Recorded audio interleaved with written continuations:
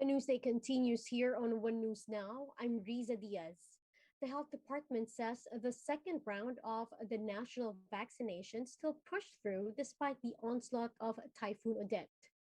DOH Undersecretary Mirna Cabotaje said around 2 million doses were administered during the 3-day vaccination program, far from the 7 million target.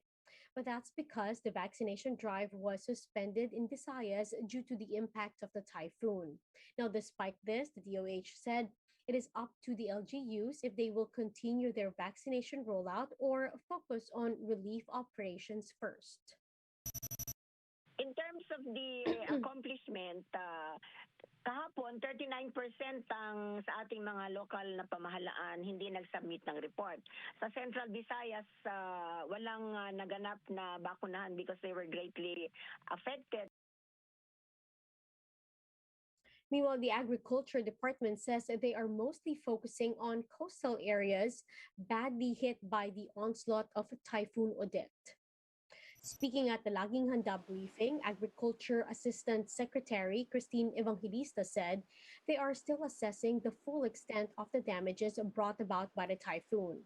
She added that they will be sending aid to fishermen so that they may rehabilitate their boats.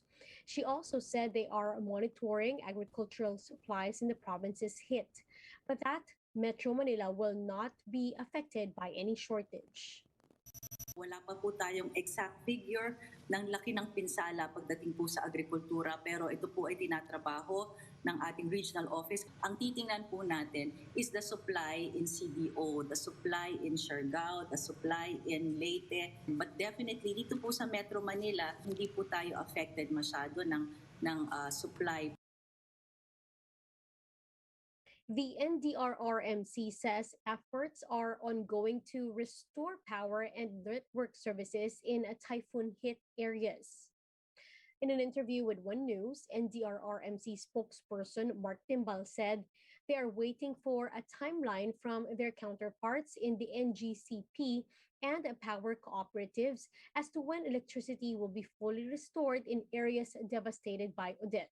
Timbal adds that they are also in cooperation with telco companies to fix cell towers in those areas.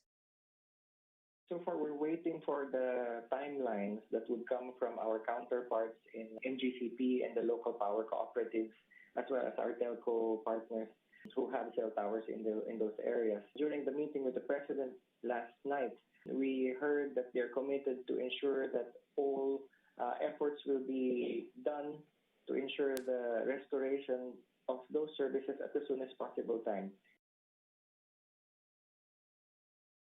Now, around 78 maritime incidents were logged by the Coast Guard in the aftermath of Typhoon Odette. According to the PCG, this includes 2 boats that sunk. They added that even some of the boats that took shelter were still damaged due to strong winds. Now they are now monitoring if there's any oil spill. So kahit na nakapag-shelter sila at hindi mo naman alam kung gaano ka-safe yung sheltering areas mo, talaga nagkaroon sila ng problema. Yung danger ng oil spill ay napakalaki. Many provinces in Visayas and Mindanao are still reeling from the aftermath of Typhoon Odette.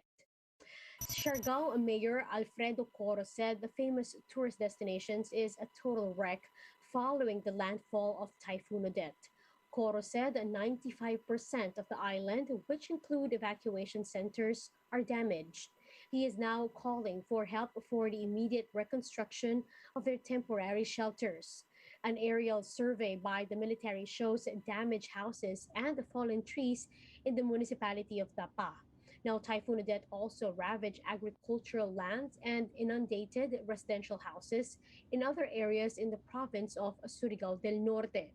Congressman Bingo Matuga said satellite phones and tawag centers are being set up in various municipalities so residents will be able to reach their loved ones.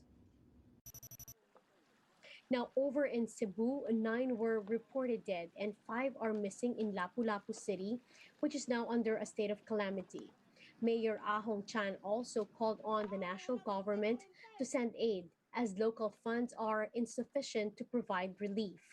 Meanwhile, passengers at the Mactan Cebu International Airport also remain stranded due to flight cancellations.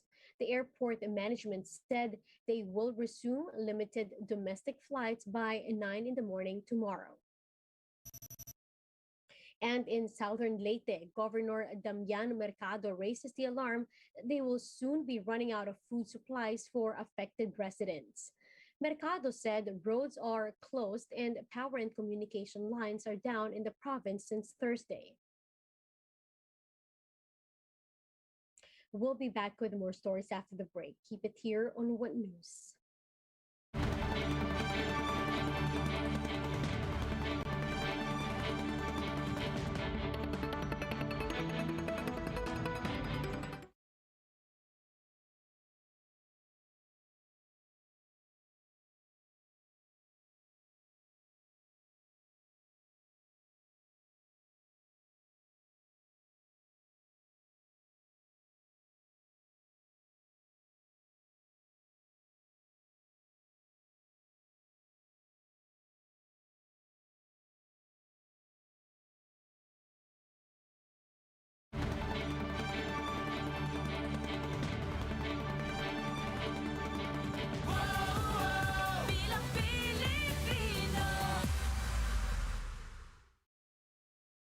You're still watching One News Now. I'm Riza Diaz.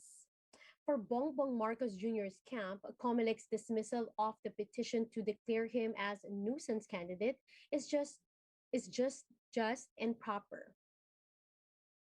Now, recall that yesterday, the COMELEC junked the petition by Danilo Lihay-Lihay against Marcos Jr.'s 2022 bid, with the COMELEC saying that Marcos Jr. does not fall under any type of nuisance candidate. Now, the presidential aspirants camp said the dismissal was expected and maintained that there was no legal basis for the petition.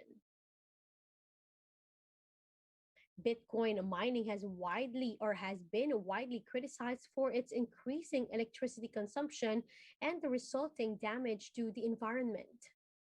With this, a company created a sustainable way for Bitcoin mining using clean energy from the Niagara River. Now, more details in this Bloomberg Quick Take. This facility is an abandoned coal factory, which we repurposed into a Bitcoin mining center that draws clean power from the Niagara River.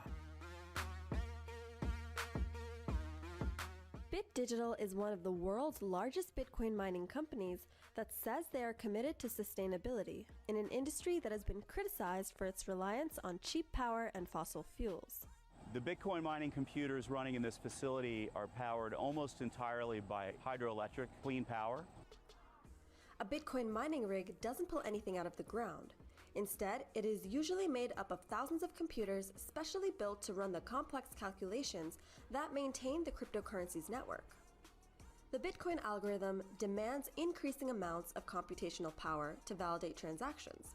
If it were a country, its annual estimated carbon footprint would be comparable to New Zealand. The reason it's important to be sustainable in this space is because Bitcoin mining is a very energy-intensive industry. And we believe we're quickly approaching a point in time where it will no longer be acceptable for a publicly traded miner to operate on fossil fuels. And Bitcoin's power consumption this year will likely be a whopping 91 terawatt hours, roughly equivalent to Pakistan's, according to Bloomberg NEF. But not everyone believes that Bitcoin mining has a significant environmental impact. I personally believe that the arguments against Bitcoin miners with respect to the environment is somewhat disingenuous, because if you look at the existing financial system, the banks, the ATMs, the trees that need to be cut down for paper dollars and so on, that requires a massive carbon footprint. And that's much larger than the footprint that's caused by Bitcoin mining. In May, China imposed a ban on all crypto transactions due to its ties to fraud, money laundering, and excessive energy usage. Up until then, almost 2/3 of Bitcoin mining took place in China, where a severe power crisis is affecting the production of commodities like aluminum and steel. The ban has forced miners to leave behind China's cheap coal-powered electricity and has created a global rush to find new sources of inexpensive, reliable power. That's That's why Bit Digital opened their new facility in Buffalo, New York, right by the Niagara Falls. People know Niagara Falls is one of the great wonders of the world, and that water has been harnessed to generate an enormous amount of electricity that powers this region. This region used to be an industrial powerhouse. 100 years ago, this was one of the most important industrial cities in America. And one of the reasons industry flocked here is because of the plentiful power. In the early 1900s, Buffalo was actually called the City of Light because there was so much abundant electricity here generated from the Niagara River. Investors are still concerned about the sustainability of Bitcoin mining. There's a huge ESG movement happening with respect to investing in companies. ESG meaning environmental, social, and governmental. And that's why we're very motivated financially to find clean sources of power so we can attract these kinds of investors. Bit Digital has already mined 3,000 Bitcoin. And we want to be a model to other Bitcoin miners on how to profit with respect to Bitcoin mining, but at the same time, not cause damage to the earth.